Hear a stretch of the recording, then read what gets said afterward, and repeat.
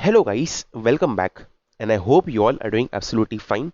So in this series of surgery, important two markers, definitions and pointers, we come to the last part, which is the ENT part of paper 2 of surgery.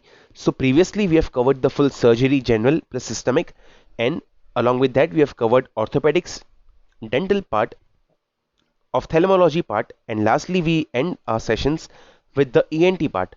So this video will help you out to revise all the important definitions and two markers of ENT portion. And as of the previous videos, we have said that our major target would be 100 likes and 1,000 views on this.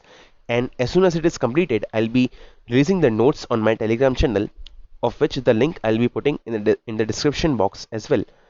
So please help us achieve the target and share it with your friends and like the video. So without much ado, let us begin with the ENT part. Meniere's disease. It is disease of inner ear characterized by vertigo, deafness and tinnitus. It occurs at irregular and unpredictable intervals. It is generally seen above the age of 30 years. Otalgia or earache. It is pain in the ears. It is also called earache. Pain is increased by lying down due to increased blood supply to the ear. Rhinitis sicca. It is disease of nose characterized by drying and crusting in the anterior one-third of the nasal cavity. It occurs in people who work in hot and dry surroundings and dusty environment.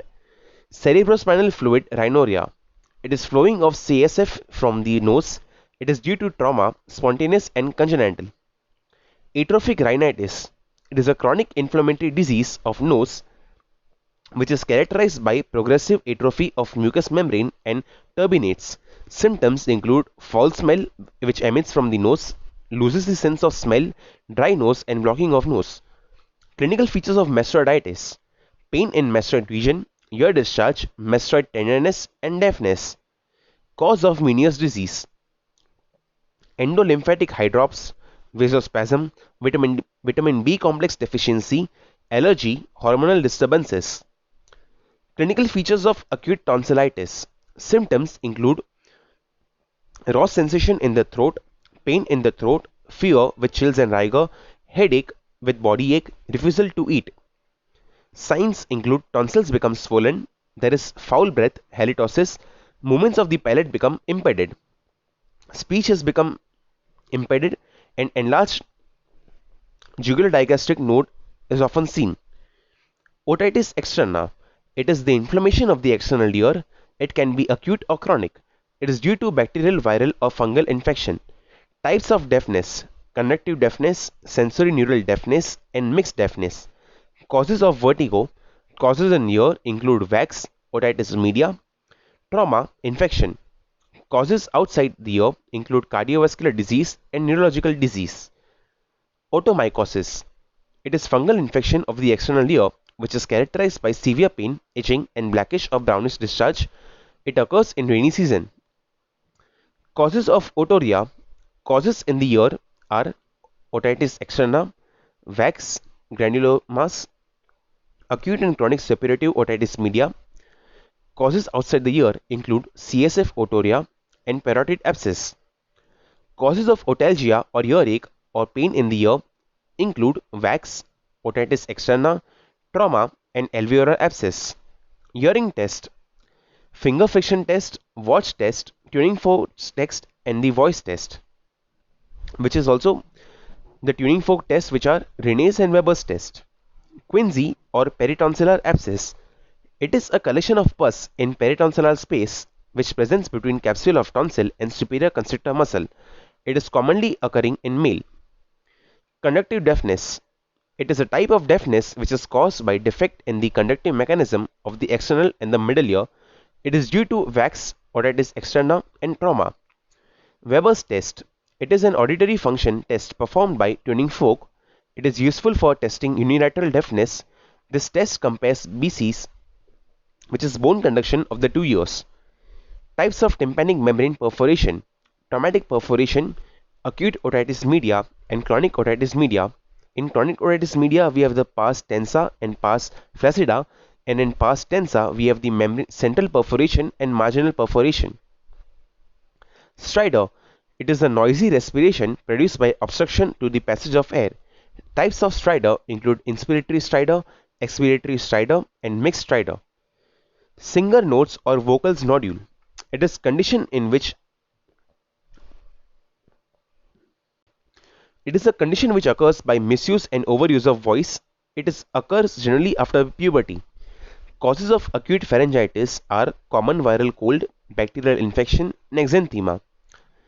Acoustic neuroma or neurolemoma. It is a schwannoma arising from the neurolemma sheath of the eighth cranial nerve. It occurs in both sexes. Presbycusis or senile deafness.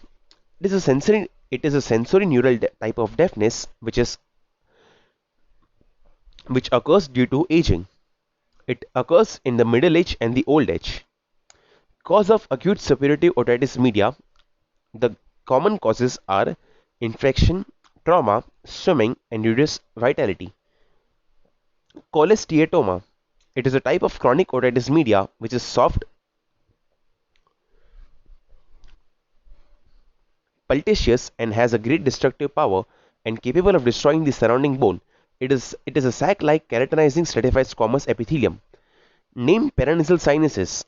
They are maxillary sinus, frontal sinus, ethmoidal sinus, and sphenoidal sinus. Causes of deafness.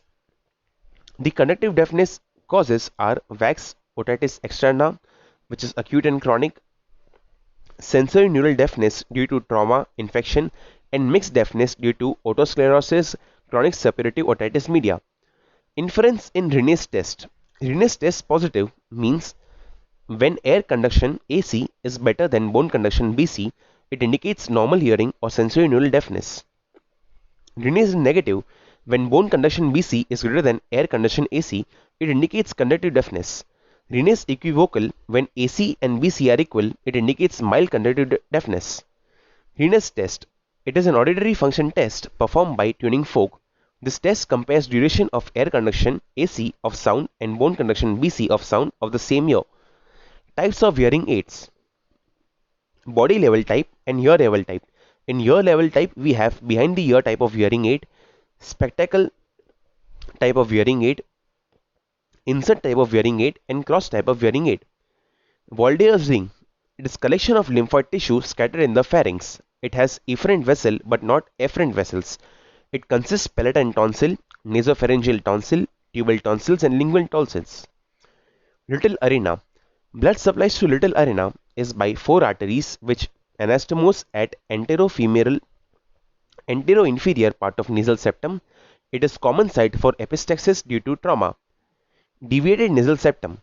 It is a physical disorder of nose in which displacement of nasal septum takes place. It is usually due to trauma or congenital. Inference in Weber's test. Weber's test is called normal when the patient hears equally on both sides. Conduction deafness sounds louder in the disease and ear. Sensory neural deafness is when the sound is louder in the normal ear. Otosclerosis. It is hereditary disorder causing progressive deafness due to overgrowth of bone in the inner ear. It causes hearing loss, tinnitus, and vertigo. So these are some of the important 2 markers, definitions, pointers, whatever you want to call it, you may, of ENT which we have covered in this video. I am sure this will help you out to revise all the important points before examinations, a day before the examinations, or while traveling for examinations. And yeah, that's for this video, and I'll see you in the next one, which will be general theraps of all the surgery, 2 markers which we'll be covering in the next video. So we'll see you in the next one. Thank you very much, and please don't forget to like, share, and subscribe. Thank you.